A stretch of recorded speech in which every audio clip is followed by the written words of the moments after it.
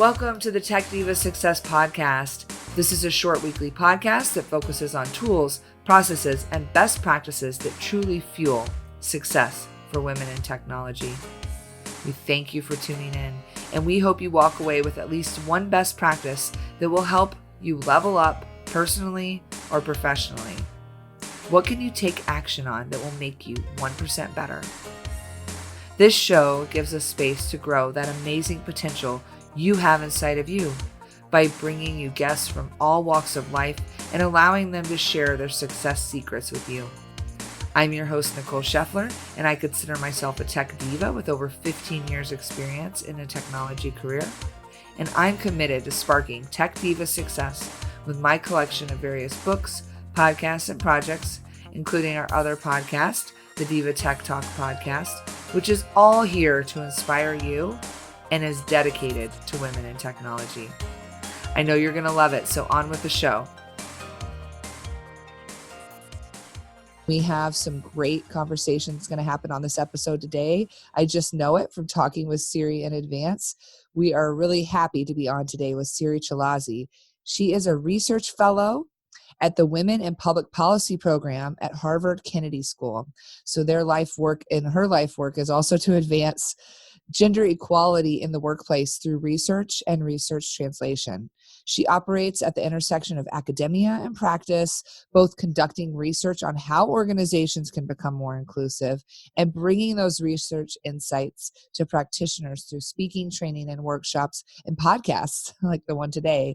So she's a true advisor and scholar. She frequently collaborates with organizations like startups, even up to Fortune 500, in order to close gender gaps. So she's presented at a lot of conferences around the world. If you haven't heard from her, that's why we are so excited to have her on today. She's been included in Harvard Business Review, New York Times, BBC, Fast Company. She's an amazing woman with an MBA from Harvard Business School, a master in public policy at the Harvard Kennedy School, and a bachelor's in chemistry and physics from Harvard College. So she is going to drop some knowledge on us today on what's really happening with inclusion. And we can't wait to have a conversation. So thanks for joining us, Siri. Thank you so much for having me, Nicole. It's an absolute pleasure. And why don't you just kick us off? Is there anything I missed that I should share about you or any work that you've been diving into recently? Oh, goodness, no, you shared more than necessary, I think. As you said, my life's work is really advancing gender equality in organizations, and in particular, bridging the gap between the knowledge that we generate in academia through research and what's actually happening on the ground with practitioners. So there's a lot of great knowledge and insights out there, but, practitioners are busy, people are running their companies, they're going about their daily lives, and so they don't have time to read these 70-page studies that we publish in peer-reviewed journals. And so I get a lot of satisfaction and derive a lot of sense of purpose from being able to bring this knowledge to practitioners, to the people on the front lines, in a way that they can immediately implement and put it into practice. That's super important because the blending of that is exactly what we want to talk about today. So how can we get started in helping take your mission of raising gender equality and blend it with our mission, which is right there with you on raising the success of women in technology? So what can you share with us? Well, the first thing I want to share with everybody, which pertains to women's advancement in technology and women's entry into technology, is that unconscious bias remains one of the key barriers to prevent women from being equal in the technology sphere. But it might not be exactly in the way that you think, because a lot of people, when they hear the words unconscious bias, they think, oh, this is all these individual shortcuts that our brains take, right, to make decisions, and stereotypes and patterns and unconscious associations that we have. And yes, that's all true. That is unconscious bias at the individual level. But the important thing to note is that while unconscious bias exists in individual brains, it also exists in the organizational systems and processes that we humans with these biased brains have created. And it's actually at that system and process level where debiasing has a much greater chance of making a meaningful impact. There is unfortunately no research to suggest that we can fundamentally debias individual brains. We can certainly educate people about the nature of unconscious bias and sort of, you sit through a training and you learn something new and you feel like you gained knowledge, and that's important, but that bias that fundamentally exists in your brain doesn't really go away. But at the system level, we can make small changes into things like how we hire people, how we evaluate their performance, what metrics we use to promote people. And those small changes can significantly level the playing field and make sure that unconscious bias doesn't unduly advantage one group over another. So you're saying that unconscious bias training isn't going to do the secret trick and fix everything. I am. And I know it's a tough message to get through because companies love unconscious bias training. I don't know about you, how you feel about this, Nicole, but my guess is companies love these trainings because they're straightforward. They're a clear signal of the fact that you're committed to doing something for diversity and inclusion in your organization, right? It's very easy to put aside some amount of money and say, okay, we're going to put everyone through this training, check the box. A year later, everyone's done the training. What we fail to do is follow up 6 months later or 2 years later and say, did this actually have any kind of effect? Did we see any meaningful difference in either people's lived experiences on a day-to-day level? Did we see any meaningful difference in the diversity and inclusion numbers and metrics of who we're employing, how fast they're advancing? And the times when we have studied this, my colleague Frank Dobbin at Harvard, for example, looked at longitudinal data for nearly 40 years from hundreds of US corporations and found that the diversity training programs these companies implemented had zero correlation to the actual diversity in these companies. And so the predominance of the evidence really tells us that these trainings, as good as they might feel, and as much as we might feel like we learn a little bit in the moment, they actually have no long-term effect on behavior change. Yeah, and that's interesting. So I've definitely worked at a company that does endorse and require unconscious bias training, and they want to do it to take action. I'm the biggest fan of not checking the box. I'm always trying to figure out how we can go past that and do better.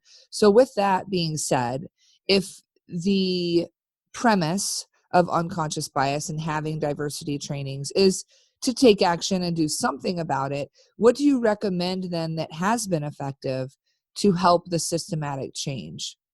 Yeah, I do applaud any company who wants to take action. So first of all, that's a great place to begin.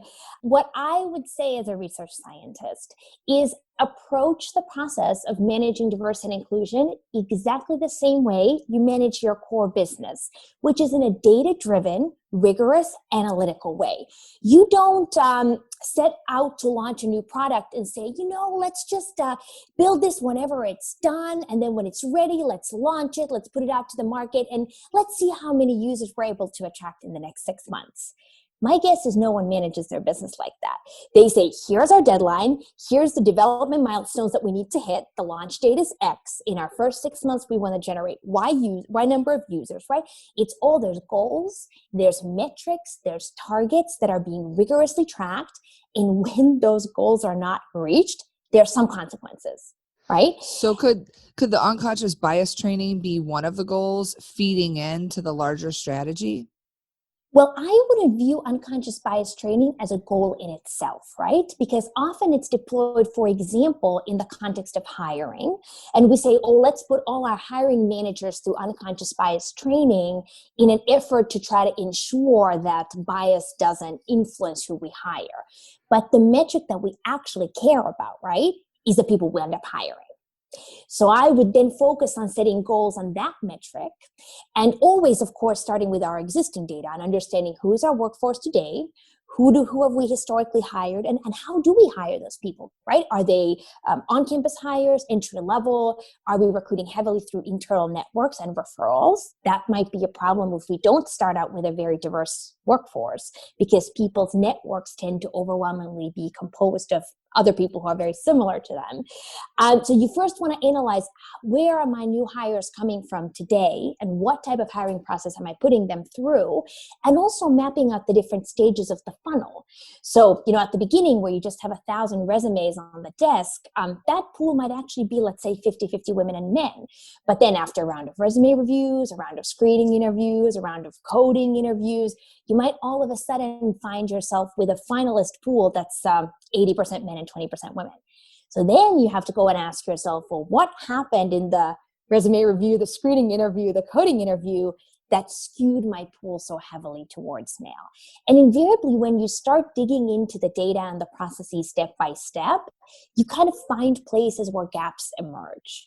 And for me, whenever a gender gap in this case could be also a racial gap or any other kind of diversity and inclusion gap, whenever those gaps emerge, that's a clue that there might be some unconscious bias built into the process that is happening. Wonderful advice. Well, what else do you have for us? How else can we drive the closing of the gender gap, especially for women in technology? So we talked a little bit more about some of these structural interventions, right? So the hiring funnel is an example. But I do want to share with all the listeners one example of what we as individuals can do starting today, starting right now, to help level the playing field for all of our colleagues. And that's a lovely concept called micro-sponsorship. Micro-sponsorship is the small daily acts of support and affirmation that we provide to our colleagues. It doesn't take any training. It doesn't take any kind of formalized program. It's things like when you see a colleague interrupted in a meeting. Instead of letting it go, you actually jump in and say, wait a minute, I'd love to hear Nicole finish her point, please.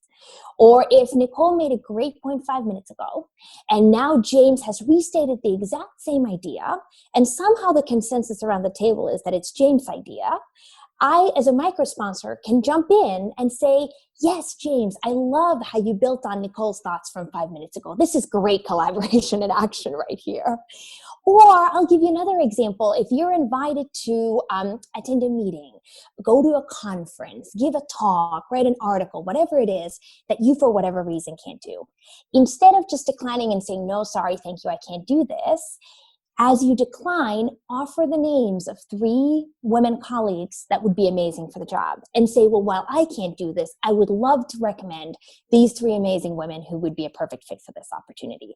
So these are small ways in which we can help lift each other up and shine a spotlight on each other's accomplishments, abilities, potential. And it really doesn't take any extra effort or any extra time, but it can have it can make a huge difference for the culture and for the advancement opportunities of women. Yeah, I've always been a fan of sharing my love, light, and positivity and encouragement. Right. And it's all about action, right? Because a lot of times we then leave the meeting and start kind of talking amongst the women. Oh, did you see how she was interrupted again? Oh, and again, her idea didn't, it was credited to a different person. And the noticing is important, and the venting about it can sometimes feel very good. I appreciate the impulse, but it's doing something to fix it in the moment that's actually going to have the biggest impact. And hence it's called micro-sponsorship, right? So the idea being that sponsorship is tangible actions that help to advance others and help to level the playing field. Yeah, that's awesome. Both those ideas are things that we can do in our community as well. Taking these concepts and applying them to social justice at a time when Black Lives Matter and equality has become a table topic in many communities. So I think we can take a moment and just say that if you think about any of the things we've talked about so far, they all apply to the need for systematic change and micro sponsorship in our work and in our communities as well for all types of Absolutely. inequality. So what else can you share with us today? Well, the one other thing that I would love to talk about is goals. And that applies at the individual level, but also at the organizational level. So there's a lot of research to show that if you want to get something done, setting goals is the way to do it. It's a mechanism of accountability. I think actually the tech sector in the US is an excellent example of this. So a lot of the biggest tech companies have been publishing their diversity data for about 6 or 7 years now. And if you look closely at the numbers in those reports, they haven't really moved. The representation of women, in particular the representation of women of color, really has barely inched up in 6 years. We talked earlier about the importance of data, and that's certainly step one, but it's not the be-all, end-all. Because in order for real change to happen, you need to use that data as an engine for change, as an engine for progress. And one of the ways to do that is to set goals. At the individual level, it could be something like setting a goal for how many junior women you want to mentor, or sponsor. If you're in a managerial position, in a position where you actually control other people's career development, setting specific goals for how many women you want to promote, how many more women you want to hire onto the team, things like that. And it could even be something outside of work, right? You might just participate in some kind of community group that helps to advance women and helps to support women achieve their dreams. At the organizational level, it's the same process. Once you have your baseline of data, once you understand where you are today, then in order to actually make it better, instead of just passively tracking the numbers and release them once a year, be proactive and set specific goals. And better yet, make them public. Because when we humans know that our behavior is being watched, we tend to behave in less biased and more ethical ways. That's the whole principle of public accountability. Yeah, when it comes to goals, I like what you said there, because essentially in the corporate world, we tend to do goals based on KPIs driven from customer success. Mm-hmm. And I believe that everything you said is absolutely true. Write them down, share them, visualize their success, and take action. So those are fundamental things. But I believe that the types of goals you're talking about are equity goals. They're bridging the gap goals. That's the takeaway I'm hearing, is have the method apply to both your organizational goals and driving, whether it be customer sales or partner engagement or whatever it may be, but adding the element of engagement, community engagement, equality, and working towards full spectrum diversity of all people, as we know that that drives innovation. I love what you said there. When we look at full spectrum diversity, something that is basically saying it's about getting diversity across the board, from gender, race, sex, sexual preference, even economic status, location, things like that. How do you see that impacting innovation and companies' abilities to be agile in a changing world like we're in today?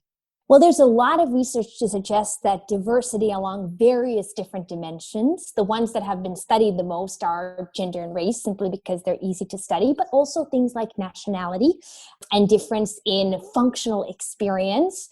Those have all been shown to improve group performance. And so I think the evidence there is very clear, whether it's in terms of moral reasoning tasks, math problems, sales tasks, financial performance in an investing context. I mean, we've studied all of these different facets of diversity, and consistently the message is that more diversity equals higher performance. If that's one side of the coin, then there's kind of a flip side of the coin that we talk about less often. And that is that diversity is hard work, because the mechanism by which diversity generates these benefits and performance is that it forces us to surface more divergent perspectives, consider issues from multiple sides, debate more, go back over, right, and question our assumptions instead of just jumping to an easy conclusion quickly. In other words, the process, when we have a diverse group of people around the table, it might take a little bit longer and it might feel a little bit more jarring than when you have people around the table who have exactly the same life experience, think in exactly the same way, and therefore come to a nice and easy consensus quickly. So while there are some real benefits to diversity, it's also hard work. And sometimes the experience doesn't feel as good in the moment. And this is, as a matter of fact, what we find in studies is diverse teams, when asked, think that they performed worse, even though they actually performed better, because the process was just a little bit rockier, but it led to better outcomes. And that's why I think design thinking is such a key piece of this, because it gives everyone a voice and allows you to get to a group consensus with considering little pieces of everyone's diverse perspectives. Exactly. Well, we've talked about looking at the system versus checking the box for one training. We've talked about it being data-driven. I love the example that you gave about the funnel and looking at different points in the funnel and figuring out where is it breaking within this funnel? Where is it starting to break down? And then working on those systematic changes. I love what you said about setting goals and having them be holistic so that they're not just customer focused, so that you start to set culture and diversity goals, which is so amazing. And then most of all, you heard her, she backs it up, that more diversity leads to better performance, I did a little study of that as well in my upcoming book on Pillars of Success. So glad that I have such a smart woman helping validate that for me. It makes me feel better. But at the end of the day, you have to do the work. You have to do the work to evaluate the system, to make your voice heard, to look at what you can contribute to change the data, and you have to take action. Is there anything else you want to leave our audience with today? I'll leave your audience with one final thought that hopefully kind of summarizes our discussion. And it's this idea of moving from best practice to best evidence. That's actually a term that was coined by my wonderful colleague, Iris Bennett, at the Women in Public Policy program at Harvard Kennedy School. And the idea is that practices like diversity training, unconscious bias training, one of the reasons why we do them so much in corporate America is because we're often just looking around and copying each other, right? Oh, it sounds like a good idea. A whole bunch of other companies are doing it. Why don't we do the same thing? And this happens a lot of times, and we never pause to check and say, wait a second, but does this actually work? Is this a good investment? Is this a good return on my investment? And is this going to actually allow me to see the changes that I want to see? Contrast that to how we do marketing, for example. We would never think about spending $2 billion in a marketing campaign where we haven't rigorously pre-tested it with several audiences in different geographies, run focus groups where we don't have a really good idea that this $2 billion is going to generate a meaningful return on our marketing investment. So essentially, all I'm suggesting is that we treat at the individual level and at the organizational level, that we treat diversity and inclusion the same way we treat our normal business. We are rigorous about it, we are data-driven about it, we experiment, we do our homework, and we rely on evidence rather than untested best practices. So you're saying we need diversity in our diversity approach? Yes. That's a great way to put it. Well, I love what you said today. I think it applies to leaders in the system who can look at how they're able to influence change, but also to each of us as individual contributors to micro-sponsoring, which stood out as something that everybody could take action on right now. And to your point, the more immediate, the better, because after the meeting, the opportunity has passed. We have to make the comment when it happens. And I think that goes for everything in life. The human brain responds better when you get that immediate feedback. Well, so true. You are amazing. And thank you for your contributions. I am honored to meet you at this point in our paths. And the change that we're making is going to change the world. And I just want to commend you on your research. It is so important to me. That is my mission, is to spark more success for women in tech. And at the end of the day, we do that by closing the gender gap through data and through passion, which is what we're talking about. I'm like really it is so motivational. It's conversations like this, and it's our listeners out there embracing it, being that micro sponsor, setting those goals, and having the multiplier effect take point in the community. So thank you so much, Siri. If people want to get a hold of you, what's the best way to find you? You can find me on LinkedIn. My name is Siri Shalazi. And Nicole, I just want to commend you on all the amazing work that you are doing to lift up women in technology, because it is a huge collective effort and you are doing more than your share. So thank you for your amazing work, and thanks for having me. It's been so wonderful chatting with you today. It's a big love circle. Join us. Help inspire more women to spark Tech Diva success. Thank you so much, Siri. Thank you, Nicole. Thank you again for listening, and we really hope this sparks something in you that you can use to manifest more success in your life. Please give us a rating or review. We would love to see how the show has inspired you. You can also connect with Tech Diva Success on Twitter, Insta, and Facebook. We're very easy to find under that name, and we hope this episode was fire for you.